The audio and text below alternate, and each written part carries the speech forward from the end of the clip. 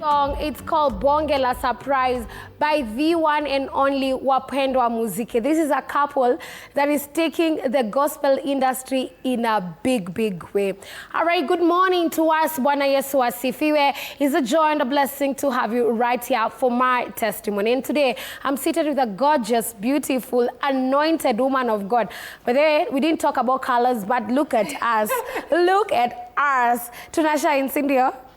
And today we're just going to have a conversation about her. What does she do? What does she love? Where is she from? What problems? Unajua mnapenda chai sana. Wacha tujue, was there glory like this ever again? Ladies and gentlemen, I'm talking of none other than Reverend Patriciah Benson. Karibu. Wacha nikufanyie drum rolls. Welcome. Thank you. Good to have you. Thank you. Ukaje? Thank you. You're looking pretty. Oh. Tunafanana. We are twinning. Yes.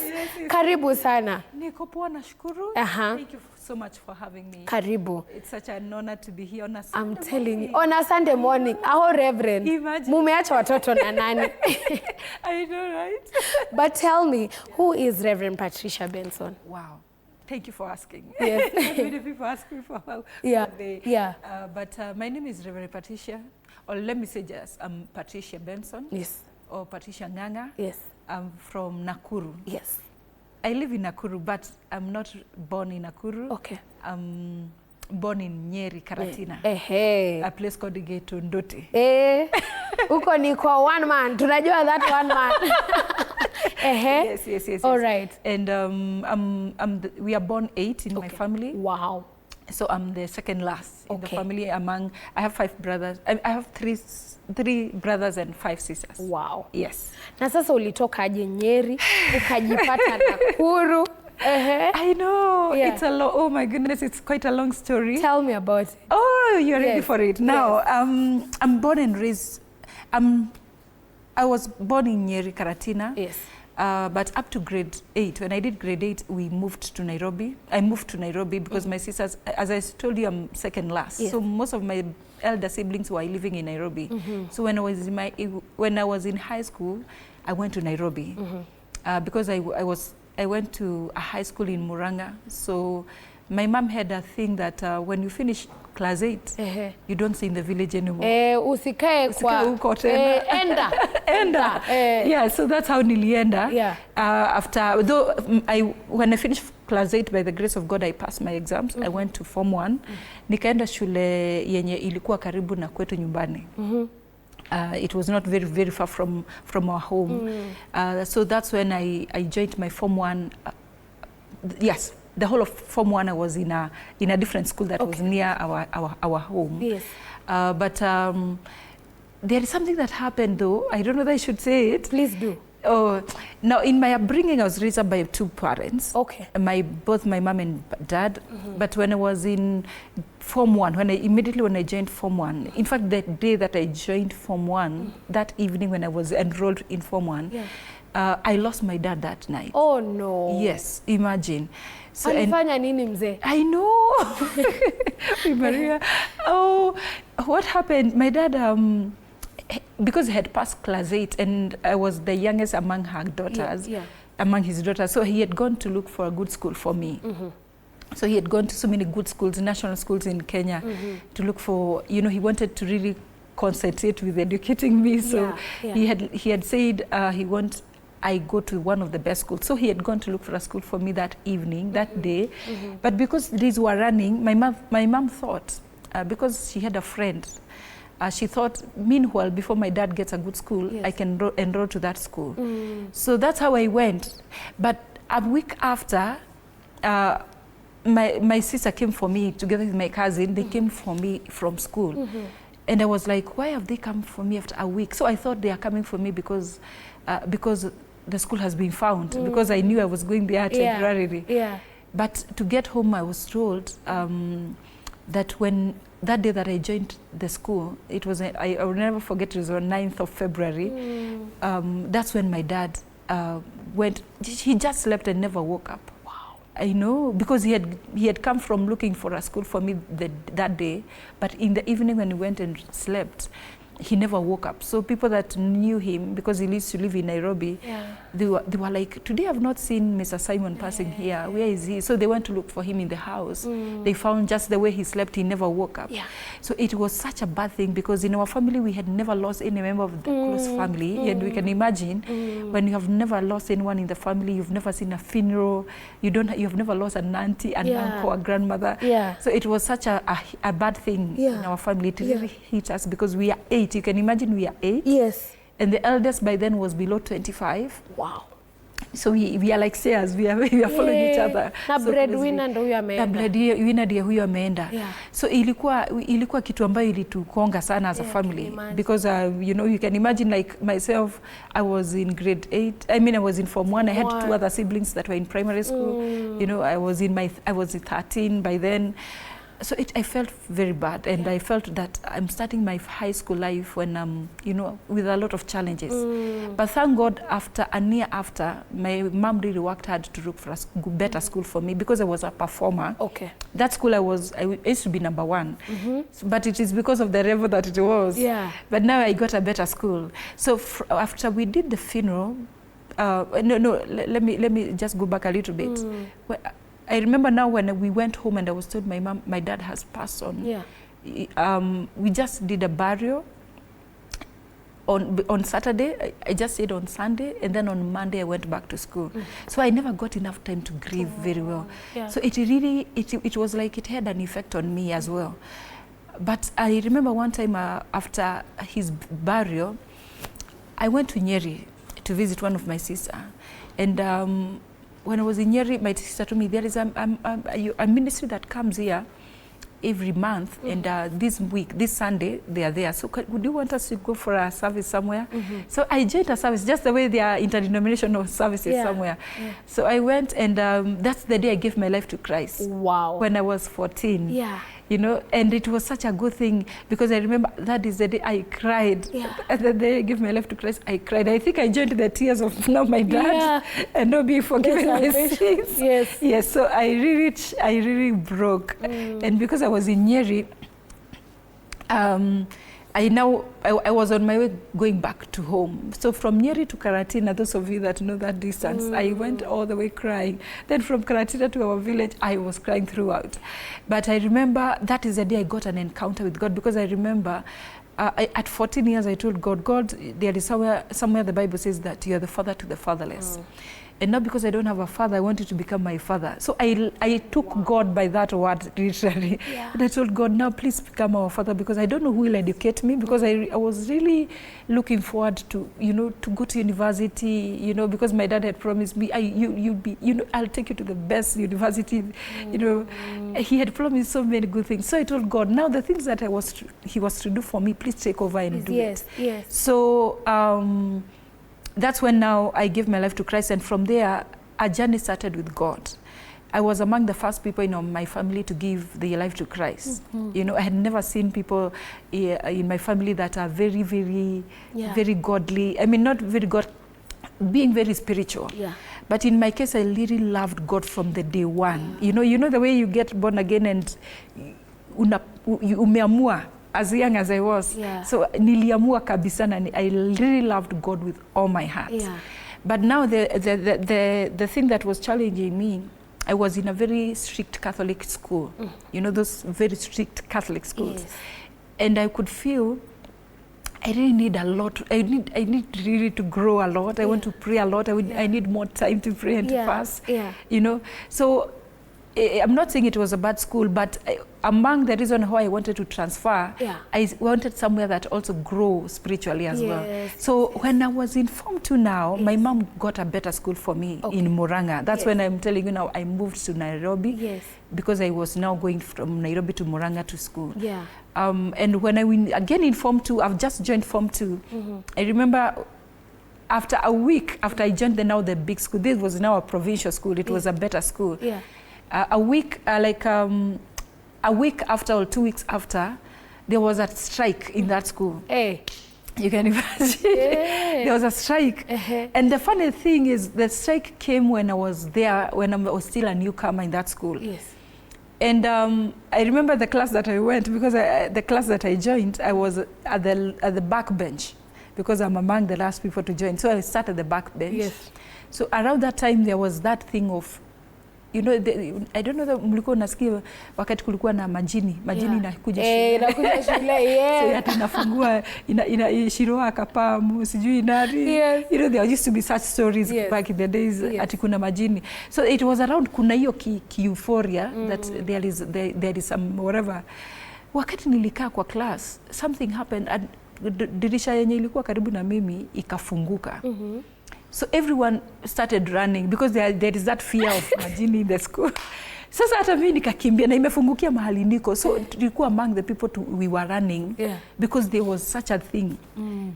Sasa tukaambiwa the following day after that incident, because sasa ni preps za usiku na kadirisha kamefunguka. So sisi wote shule mzima na klasi yetu ilikuwa ya kwanza, sasa tunateremka hivi tukipitia classes zingine. So all the classes wakatoka mbio, watu wakienda dorm, wakitoroka. So from that time the following morning tukaambiwa shule mwende home nyinyi wote kwa sababu mnataka kugoma. So that's how the strike happened. Now a week after I've joined the school. Sasa tukakaa home like 3 weeks. Then coming back, everyone alikuwa naulizwa what happened that everyone went home. Do you know, people said, some people mentioned, they said that Patricia was the first person to leave. He alianza mgomo. It was bad. So that's how. No, when newcomer. I know. So nikapewa suspension ya I mean, sijui a whole term. And I'm still a newcomer. So maisha nikaanza kuona iko ngumu.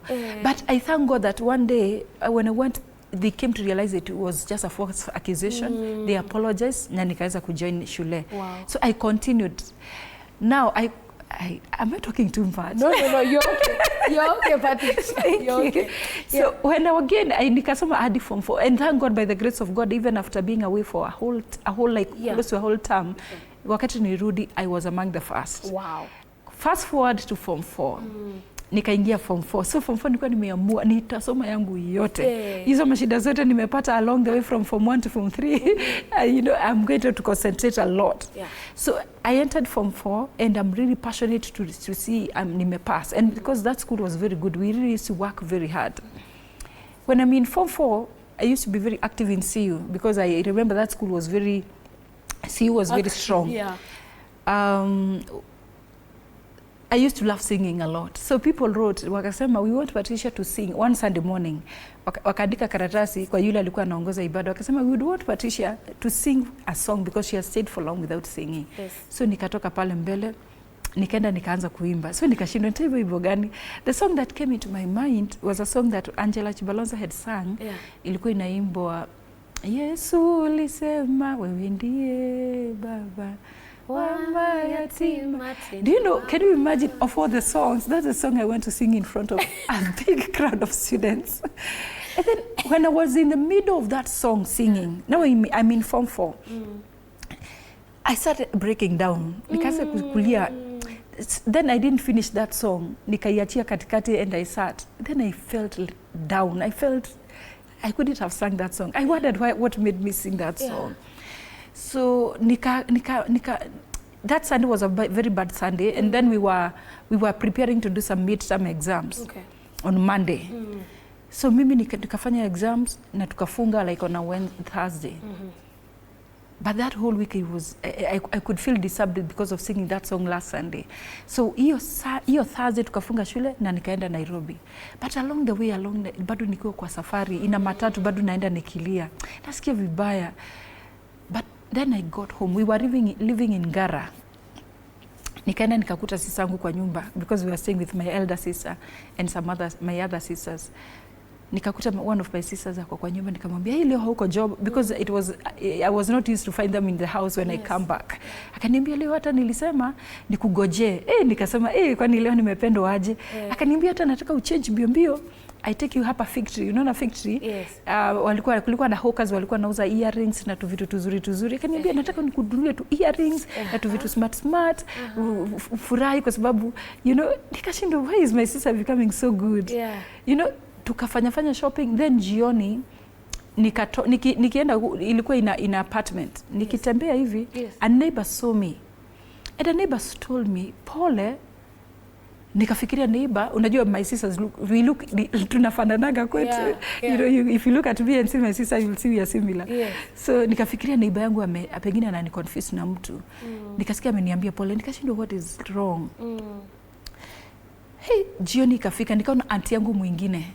There's another auntie we used to have, nikaona amekuja jioni. Nikamuuliza, hey auntie umekuja usiku, umekuja na utarudi kwenye sanga? Kwa sababu sasa amekuja when it's late na bado anasema ataenda. Nikashindwa anakujia nini kwetu usiku. Na you know, tukakaa. Tukiwa tumekaa hapo, before niende hiyo nifunge shule, tulikuwa tumepigwa picha na my parents. Tukiwa wote, a whole family, my mom and my siblings.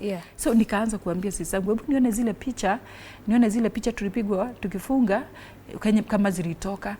So akanitolea picha zote. So mimi ninaangalia hizo picha. Ninamuuliza, mama ako aje by the way? How is mom doing? Ananiambia mama ako sawa, anaendelea vizuri. You know, lakini ninasikia I just want to see my mom because my mom used to come to Nairobi very frequently to see us. Sasa tukiwa hapo auntie yangu akakuja. Kulikuwa na matangazo inasomango kwa radio usiku kitu saa 2 hapo. You know, matangazo ya vifo. I don't know that you remember those matangazos. Yes, the ones. So and I don't know why old people used to put those radio azisikiza. I know. Kwanza nikikio moko menyithio. Good, thank you. You know. Tunaenda kumejia gikuki. Alafu anarudia mara nyingine jina hiyo mara 2 3. I know. Because I may not mention that TV station, it's a different one. I remember Muturiwa Moiro. I think it was the one who was reading. Good. Kwanza naisoma ikiwa clear. Unaisikia huko ndani. Paka unasikia. Yes, I remember. So that's what was happening. So tukiwa tumekaa hapo, auntie yangu nikaona amekuja ameanza nikaingia mahali kwa ka bedroom. Nilikuwa natafuta nione kama nitalala because I was feeling so disturbed in my spirit. But nikaona auntie ameniamsha akaniambia, "Hey Kairi tu ulikuja saa ngapi?" Nikamwambia nilikuja leo. Unajua tumefunga midterm. Akaniambia shule, you know, anajaribu kuniweka juu. Alafu nikamuuliza mama ako aje? Kwa sababu nilikuwa you know, we became very close with my mother after even the death of my dad. And I used to pray for her a lot. Nilikuwa namhurumia hata wakati kile kilifanya nipende kuomba. It's because of her. Because I was nilikuwa namuita Sidio, ninambia Mungu. Ukumbuke huyo mjane anaitwa mama yangu. You know, so nikamuuliza how is she doing? Akaniambia kitu what had just has happened is that mom was unwell. Na mama amekuwa mgonjwa, hajakuwa akisikia poa. And nikamuuliza, you know, my mom was a kind that never used to be sick at all. All her life she never used to be sick. So akaniambia mama mtitu alikuwa mgonjwa. Nikamuuliza haya mgonjwa yeye? Akaniambia alafu akaadmitiwa hosi. You know, I was like what? She has never been admitted because even us alikuwa anatupata mbio. You know, akaniambia ameadmitiwa hosi. And then nikamuuliza sasa ako aje? Akaniambia bado amezidiwa. Mama aligonjeka akakuwa amekuwa mgonjwa alafu unfortunately we lost your mom.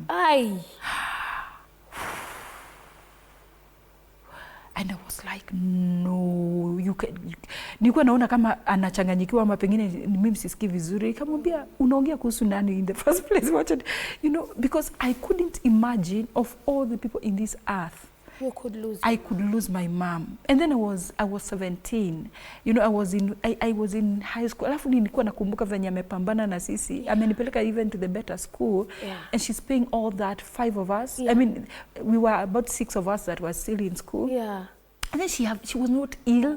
There was no sign of illness. And then all of a sudden, nimetoa uniform tu ya shule. Alafu niambiwa, your mom is in the mortuary. You know, that thing was really bad. Because I loved my mother. Oh my goodness, if there is a woman I loved in this earth, it was my mom. Oh my goodness. I felt like the world has come to an end. I couldn't have imagined there would be a time mom will be a person. I remember that night I cried all my tears. Paka nikafikiria macho yangu imeharibika. Machozi ilikuwa inatoka ni kama imefunguliwa mahali. I cried. I was just imagining it's not true. When I'm just imagining maybe my aunt is confused. Hiyo matangazo ya radio ilikuwa inaendelea. Do you know the next announcement that came was about my mom? Oh no. tukiwa tumenyamaza hivyo, na imagine that with that punch. Wakarudia, my goodness, wakataja mpaka nikasikia jina yangu, nikasema my goodness, is that true? Ikasema, do you know, now this is on Thursday and the burial is on Saturday. They had not told you at all. Told me anything. There was no sign that there is such a thing that is happening. Kumbe hata hii time sisi yangu ananiweka juu. Ananiweka juu ndio ni suspect na isitoke na yeye. Do you know, I felt so bad to hear the announcements on the radio saying about her. And then we are like, you know, people are gathering, sijui wapi na wapi. And I was like, they are gathering because of my mother. You know, I felt so bad. I remember it's only that I felt because I don't know, but it was such a bad thing. So nikamuuliza what happened, nikaambiwa your mom just got sick like in less than a week. She was going to a burial of another auntie of mine. Akiwa kwa barabara, akasikia hasikii poa, akasema ingililia kwa kahosi kalikuwa karibu na kwetu. Akaambiwa aende hospitali kubwa. So alienda hivyo mpaka in 3 days she was no more. You know, so it was such a sudden death. Now this is 3 years after losing my dad. You know, because it's Form 1 and now it's Form 4. Yes, so in fact it was exactly 3 years after. So the following day, so it's now waking up early to go to the village, to go to our home village, to now ndio tuanze kupanga mambo ya mazishi. Na mazishi ilikuwa inaendelea. So I remember as I was getting ready, we went with the public, means ilikuwa kitambo. So kwa matatu, I was remembering like a month before we had traveled with her in a matatu, na alikuwa nakaa kiti, unaona kiti ya mbele ya nyuma ya driver, na mimi nikakaa hii ingine. So hivyo ndivyo nilikaa pia wakati tulikuwa tunaenda hiyo siku. And the seat that my mom used to sit, another lady alikuwa nakaa yeye, akakalia hiyo kiti. Sasa na mimi nimekaa hapa nyuma yake. So nilikuwa ninaenda nikikumbuka kai. Tunaenda safari hiyo yote. And I'll never see my mother again. So nilikuwa nakumbuka that time when tulikuwa tunaenda tukipiga story kwa matatu mpaka watu wanashindwa au wanaongea sana, karibu nihamishwe viti. Because we used to love each other a lot. Mpaka tulikuwa tunaongea, we are very talkative. We used to talk a lot mpaka tunalala saa 10. You know, tunaona time imefika, tunapika chai saa 9 za usiku yani we were friends. Mpaka wakati watu walisikia mama amekufa, walikuwa wanauliza kai, huyo msichana wake ako wapi? Na vile walikuwa na hawaachani na mama yake. So people just wanted to see how I am, because they knew how close we were. So wakati tulifika nyumbani nikakuta watu wamejaa, because she was loved. She was a great woman. She had a very good heart. She was such, you know, she was such a blessing to so many people. So nikakuta watu wamejaa kwetu, maanti zangu, sisters. You know, nikashindwa hao watu walijua mambo hii yote hata kabla mimi nijue. You know, and you know now on that Friday already the grave has been dug. Hiyo siku hata kaburi ilikuwa ishachimbwa. So tukafika nikakuta watu wamejaa huko, wamepika chai, wamepika wananiambia Kairia tukuje ukuje. I couldn't imagine people are intruding our kitchen. Wanatembea huko kitchen kama yao na nilikuwa ya mama yangu. You know, I was just looking those women walking around and I was like, you are taking over this kitchen, imagining how it was such a, you know. Nikaona mambo imeanza kuchange. Nikaenda hapo nyuma ya nyumba, nikaonyeshwa kaburi. I couldn't believe that that's the grave that will be put my mom. I'm telling you, I cried. If there is a time I ever cried in this life was time. Everything was making me cry. Mtu akiniambia pole, mtu akiniambia Mungu ako nawe, every statement was provoking you know, tears. I remember now when the following, now you can imagine now, I came to school on Thursday, this Friday, the burial is tomorrow. And I was going back for tuition on Monday, because nilikuwa narudi shule Monday, juu ilikuwa midterm. So nikakaa sasa Sunday, mazishi kafika sasa on Saturday, tukamzika. But it was such a sad burial, because my mom was young, she was below 50.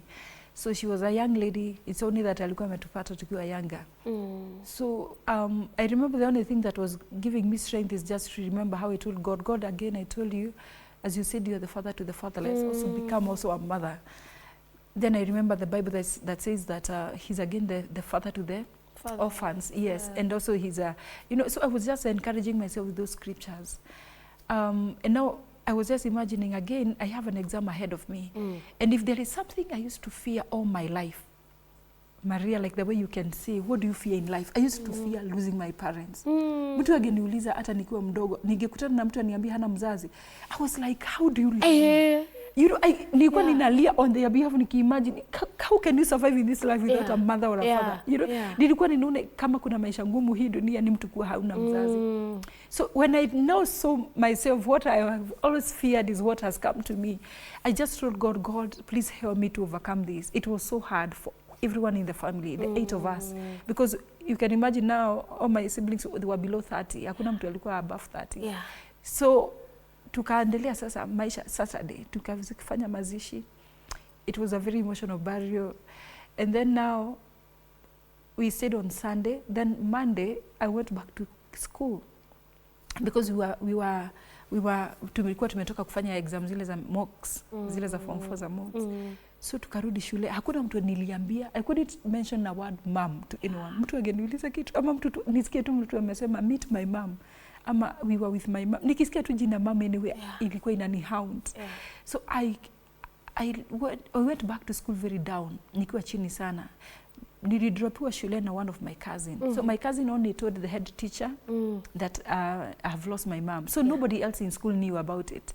So I said it, and then I was just telling God, God help me to overcome all this thing. Mimi nikiwa nimelala usiku ninaota na yeye. You know the way you dream with somebody, you are still not believing. Unaona kama umemwacha home, anaweza kuja kama hauko, pengine umemwacha, then this week, that week he may appear against them. So I stayed, and I was just telling God, God help me.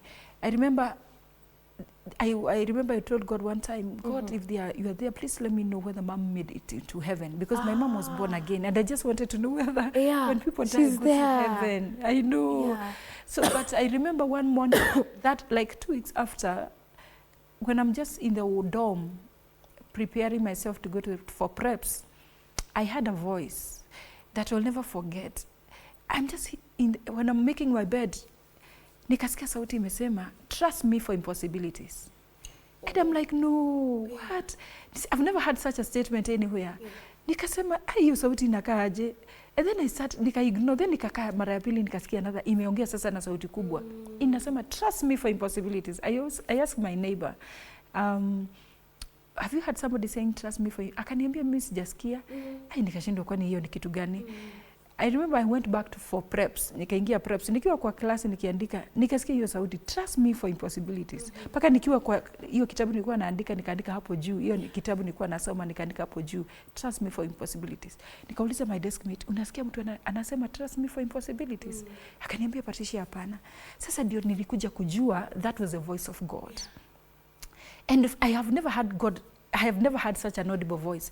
Now from that time, that became my slogan, trust God for impossibilities. Now kutoka wakati huo, my heart started healing. Nikaanza kupona moyo. I remember there was a time I got a dream, you know, I have any experience. And I remember I saw, you know, it was such a good experience. It was a confirmation that mom made it to heaven. Wow, yes. Yes, so I know. Take a breather. Thank you. I know. My God, that's a long journey. It was a long journey. It was such a that now we can imagine that's it's my teenage. All this is happening when I'm a teenager. Yeah. And it was, you know, it was such a long journey. But I thank God I finished my form 4 and by the grace of God I passed. Yeah. Maybe nimalizie kwa hiyo. Please. Yeah. And then now you went to college?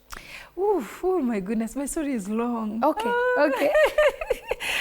But did you make it to college? I made it to college now like 4 years after. Okay. Because immediately after I finished my form 4, nilipata job mahali ya kushikilia. Niliajiriwa mahali a place nishikilie.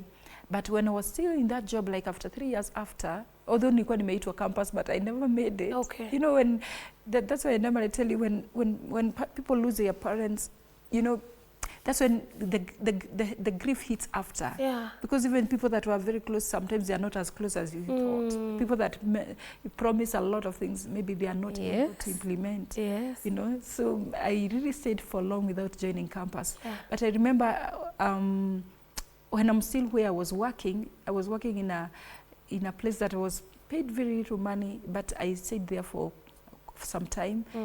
Nikapata shule, nikaingia, nikafanya course inaitangwa social work and community development. Yes. But all my life I wanted to become a nurse. My dream career was a nurse.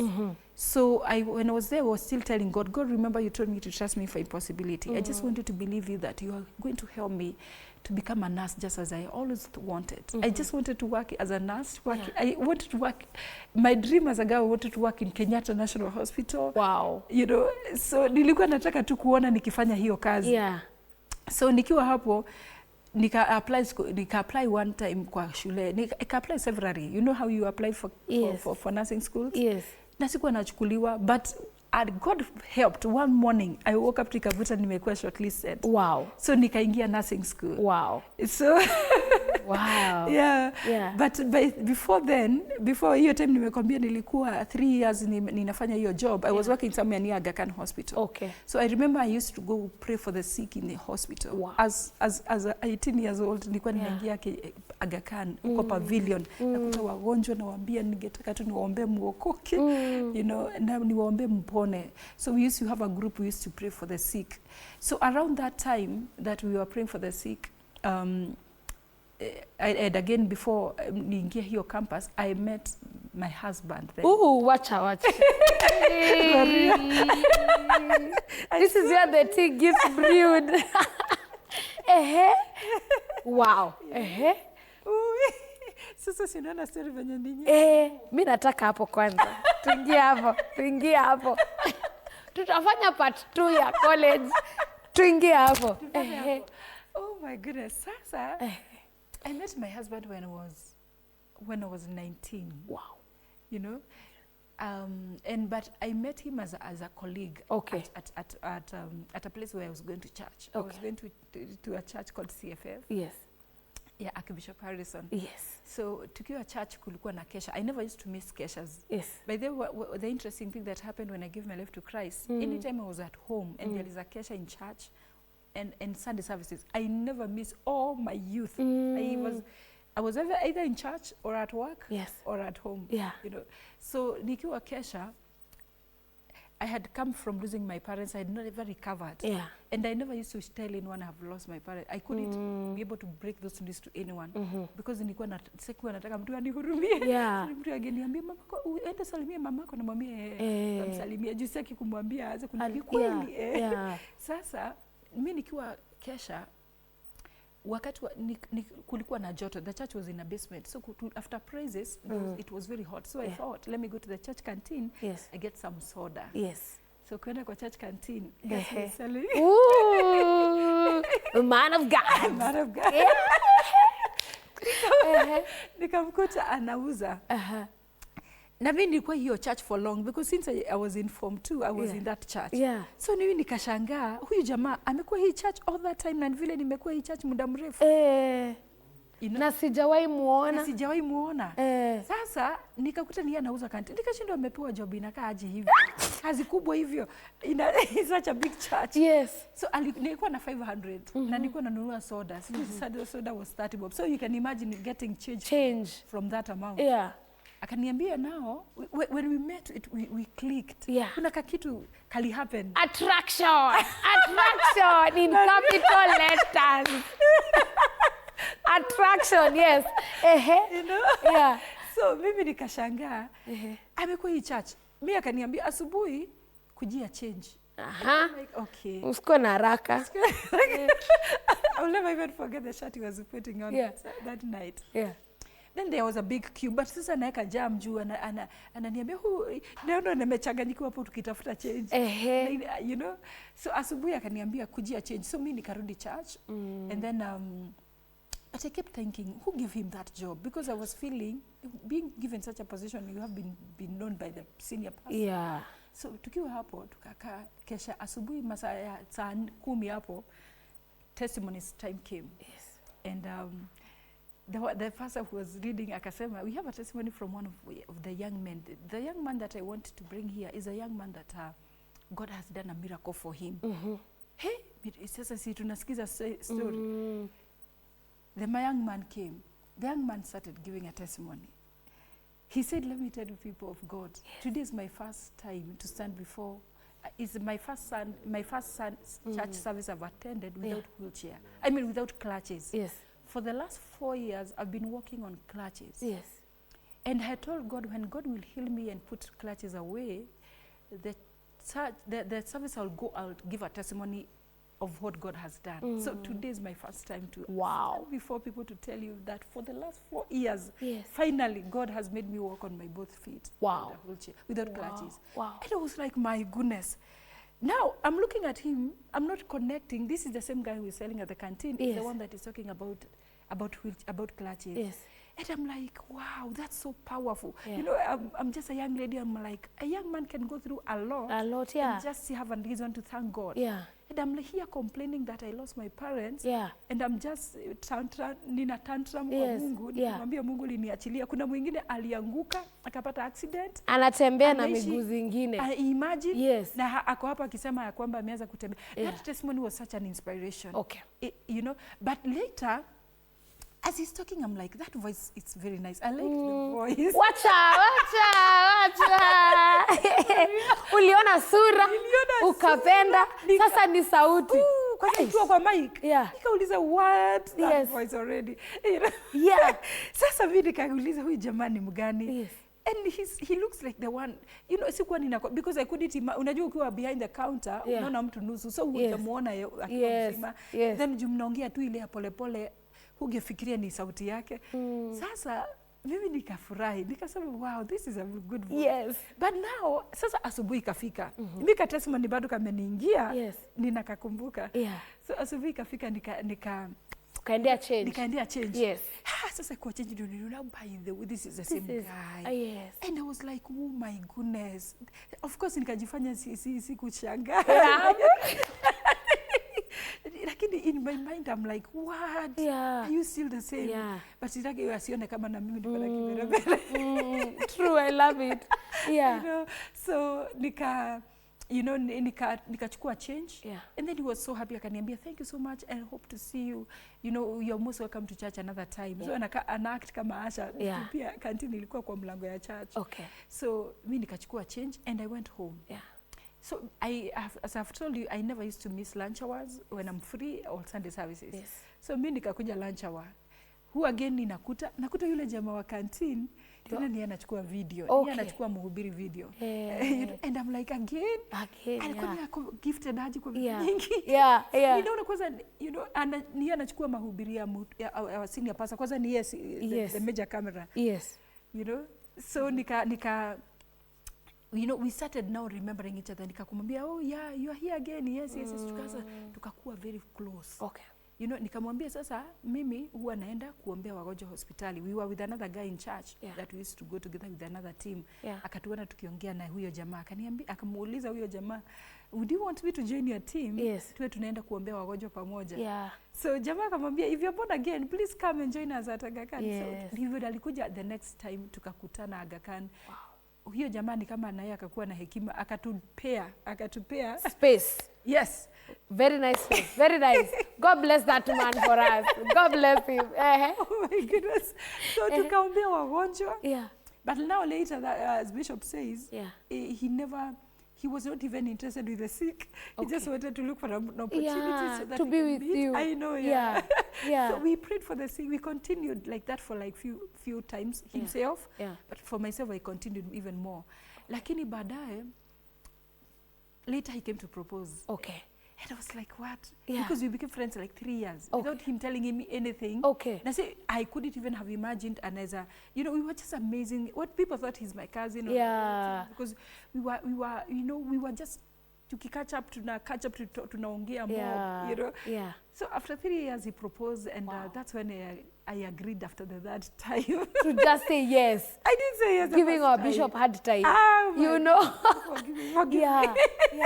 So and together you guys have really done well. By the grace of God. So tell me, so at this time you're not a pastor. He's not a bishop. He was doing a lot of evangelism. He was a pastor. He was later ordained to be a minister. Yes. And then he later ordained to be a pastor. Yes. So he continued serving the Lord. Okay. Yes. All right. And so how do we come up with Chosen Generation? Oh my goodness. Now Yes. we are here with him. We are serving the Lord together. Yeah. Of course, now I became a pastor's wife. I knew I'm getting married to a pastor. Yes. But I also forgot to tell you that when he engaged me, Yeah. I mean, when he proposed to me, he got a scholarship to go study in US for a very long time. So tulikuwa tunafanya, you know, distant dating. Na amepropose. Amepropose. Haija. Alafu sasa ameenda majuu. Juu, So yes. nikafikiria, Yeah. I think maybe he may never come back. But yeah. thank God he came back and we did our wedding. Okay. And we stayed together. No, now, oh my goodness, when we married, that's when I did my nursing course as I was newly married. Okay. Then we were still in that church. Yes. So some years after, God spoke to him, we go to Nakuru. Okay. And that's how we moved from Nairobi to Nakuru. Yes.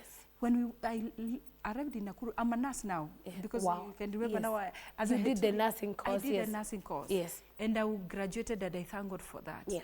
But when we reached Nairobi, I mean Nakuru, that's when now we started the church. We started the ministry, Chosen Generation Church, and we were serving God together with him. Yeah. But I looked for a job when I arrived in Nairobi because we are new in the city. Yes. I was a mother of 2 then, Yeah. Wow. and I'm new in the city, so I had to look for a job. So I worked somewhere as a nurse because I was sustaining. Also, we were working as a team because, you know, the bills were high and the church is still new. Yeah. But after some time, I got my third born. Okay. That's when we started the foundation that we ran in Nakuru.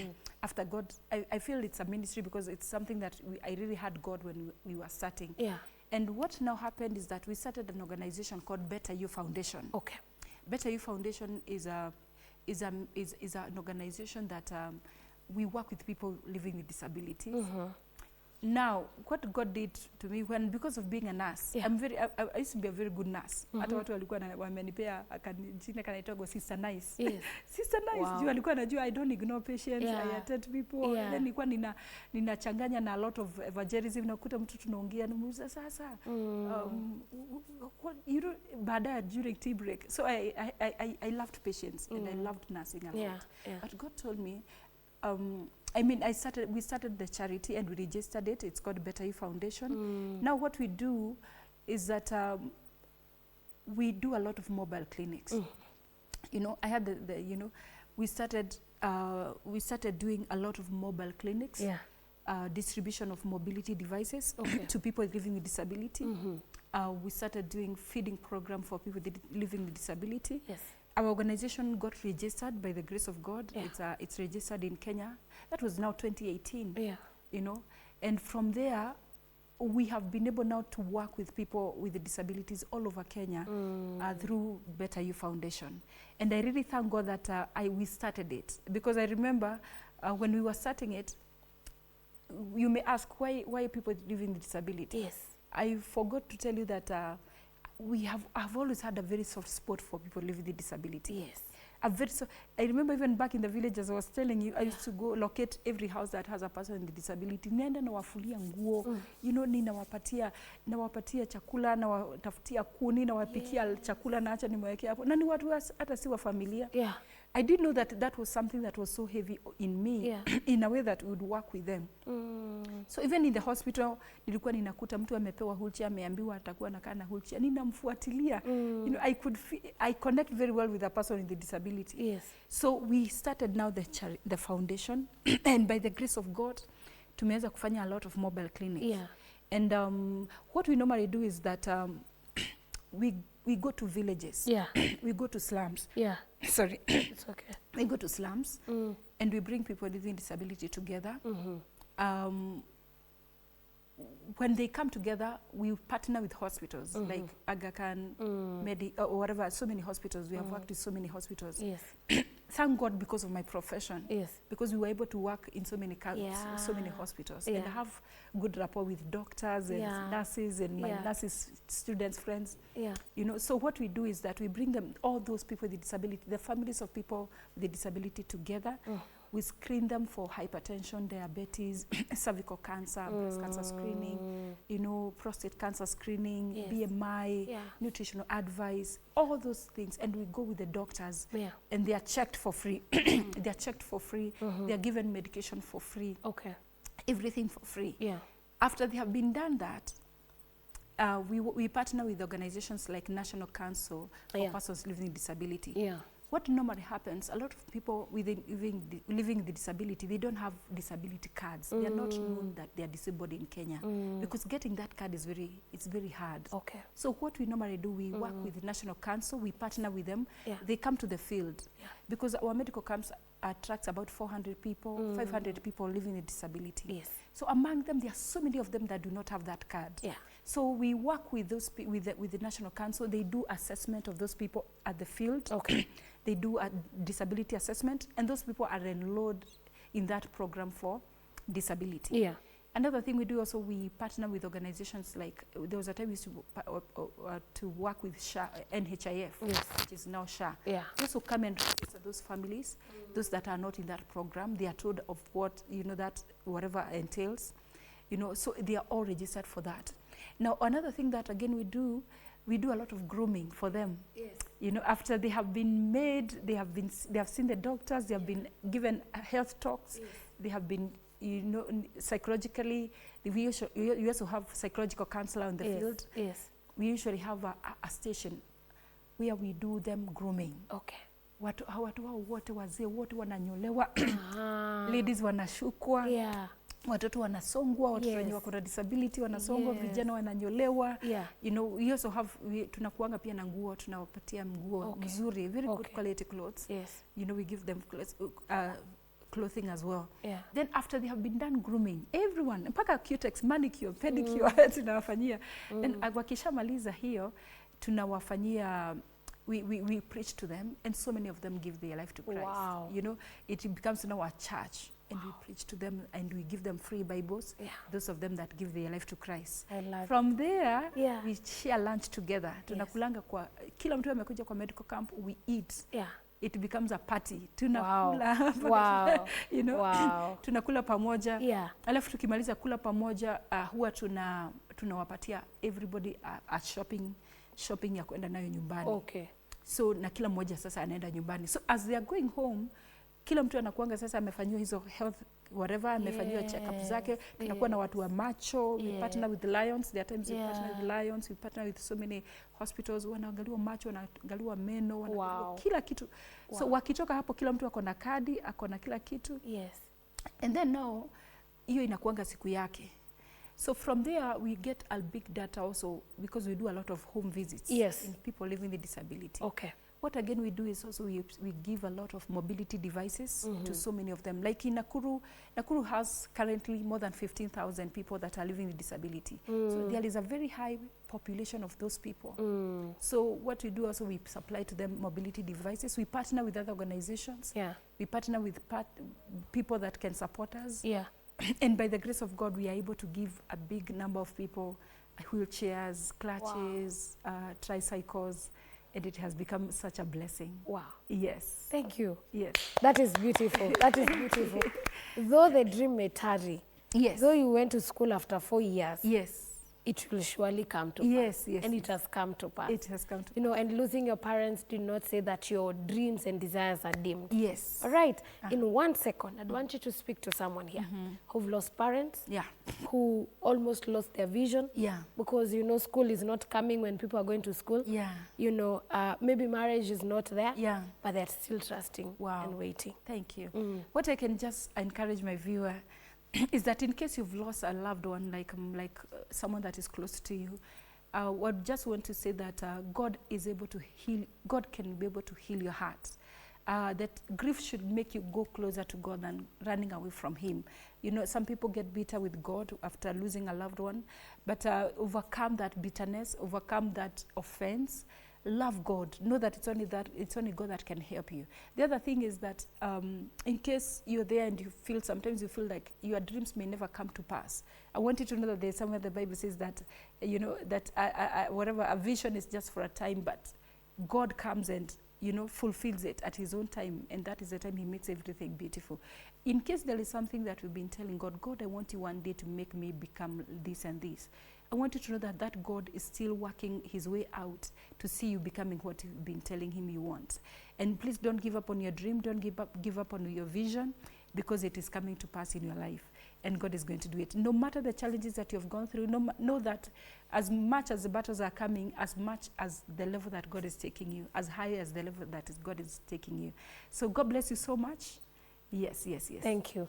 God bless you, Rev Patricia. Thank You're you. such a blessing. You're such a bubbly soul. Oh, To dear. just be Oh, here. that's I almost thought you do women ministry. Of course you do. Global, you do. We do. They are called Hebrew woman. Hebrew woman. Yes. All right. Yeah. So if you're in Nakuru, its environs, wapi, kila mahali, please get to join Chosen Generation Church Nakuru. Get to be with Rev Patricia and Bishop Benson. And of course, they're doing an absolutely amazing job as a couple, as individuals, as a woman of God, as a man of God. And I just love this couple because the Lord has allowed us this season to just, you know, collaborate. And Better You Foundation. So if you have someone with disability, if you need help, please, her social media pages are Reverend Patricia Benson. Yes. Across all the social media platforms. Yes, yes. So get to her pages, enda pale kwa DM, mwambie 1, 2, 3. And if you'd want to partner with us and with her, please partner with her across the social media. I'll be putting it on my socials and just allowing her to be a blessing to you as you're a blessing to her. God bless you. God do you good. Thank you. All right, right about now, we're taking a short commercial break. But when we come back, we are coming back at Nairobi Grace Chapel, Maria. I hope you loved and you're encouraged by Rev Patricia this particular morning. God bless you and see you in a few.